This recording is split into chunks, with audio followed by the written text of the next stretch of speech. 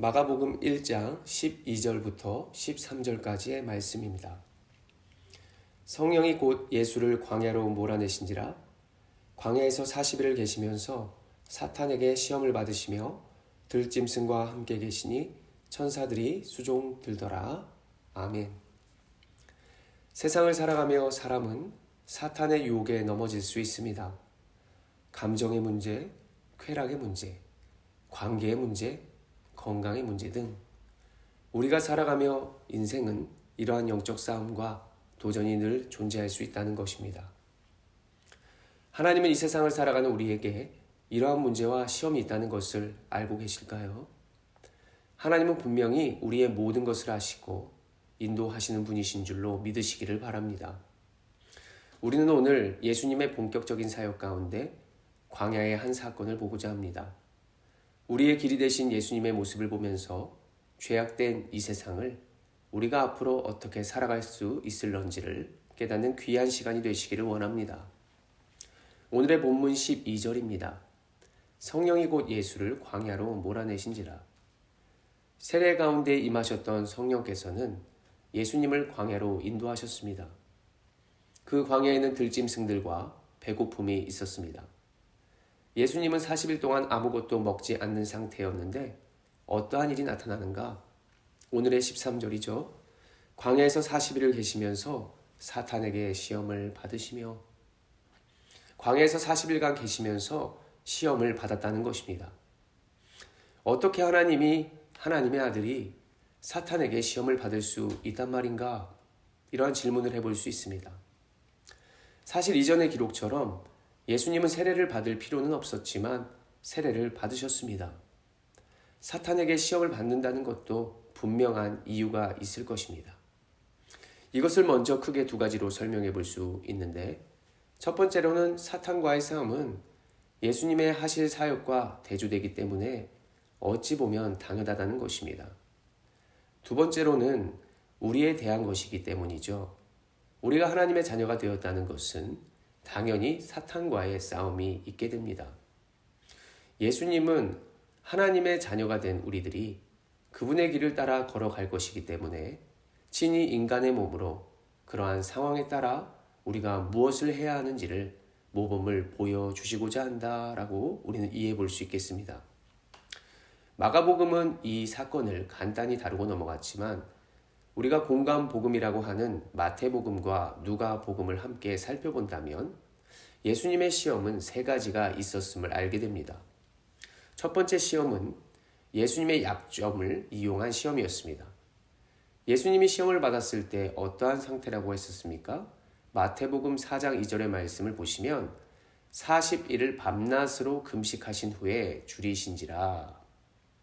오늘의 본문은 40일간 계시면서 사탄에게 시험을 받았다라고만 말씀하지만 마태와 누가는 40일간 이 모든 날 동안 아무것도 먹지 않았다고 기록하고 있습니다. 사탄은 그것을 이용했다는 것이죠. 우리가 여기서 알 수 있는 것은 사탄은 나의 가장 연약한 부분을 건드린다. 그것을 시험한다는 것입니다. 그래서 첫 번째 시험이 무엇이었나? 네가 하나님의 아들이라면 이 돌을 떡덩이가 되게 하라.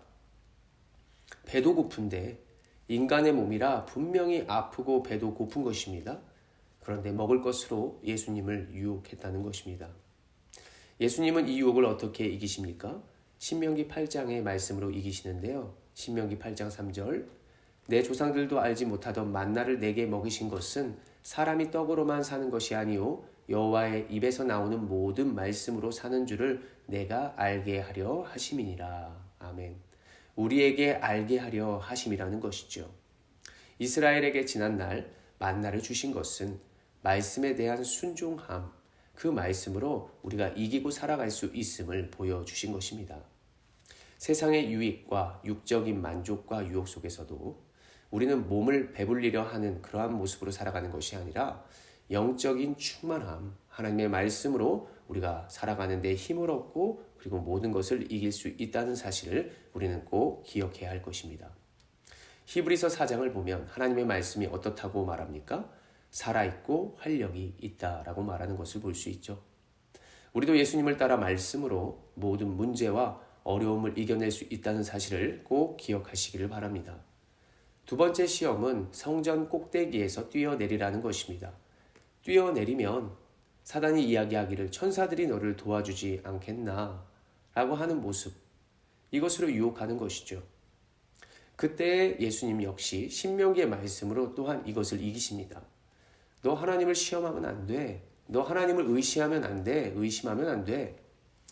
하나님에 대한 의심은 우리가 지난 이스라엘의 백성들의 모습을 통해서 알 수 있죠. 가나안의 정탐 가운데 의심했던 백성들, 광야를 걸어가며 이스라엘 백성들이 불평하며 의심했던 모습들, 우리는 그것을 잘 알고 있습니다.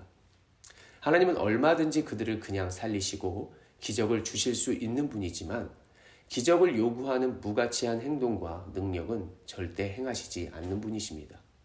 우리 스스로도 할 수 있는 것들, 하나님을 시험하는 것은 하나님께 도전하고 그분을 의심하는 것이죠. 세 번째로는 높은 산에 올라가 천하 만국의 영광을 보여주며 사단에게 절을 하면 모든 것을 주겠다는 시험이었습니다. 이것은 일종의 우상 숭배와도 같은 것인데요. 우리가 누구의 영광을 위하여 살아가는가? 우리가 누구를 예배하는가? 라고 하는 시험입니다. 이 모든 것은 부와 명예, 우상, 내가 무엇을 사랑하고 있는지를 우리가 생각해 볼 수 있는 시험입니다. 그래서 하나님은 이 시험 가운데에 우리가 무엇을 알기를 원하시는가? 오직 하나님만을 예배하고 섬기라는 의미가 담겨 있는 것이죠. 우리는 무엇을 사랑하고 예배하고 있으십니까?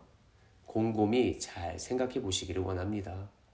사단의 유혹으로 모든 것이 나타날 수 있다는 사실로 꼭 생각해 보면서 우리가 사랑했던 모든 것, 우리의 우상들 내려놓고 오직 하나님만을 섬기며 예배하는 우리들이 되시기를 간절히 소원합니다. 예수님이 일부러 우리에게 보여주신 이 사건들은 분명히 우리에게도 나타날 수 있다는 것을 보여줍니다.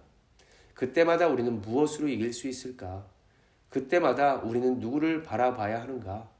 그때마다 나는 오직 누구에게 예배하며 섬기며 나가야 하는가? 언제나 우리가 말씀으로, 언제나 우리가 성령의 의지함으로 주님만을 사랑하며 섬기며 예배하는 예수님을 따라 살아가는 모든 성도들이 되시기를 간절히 소원합니다.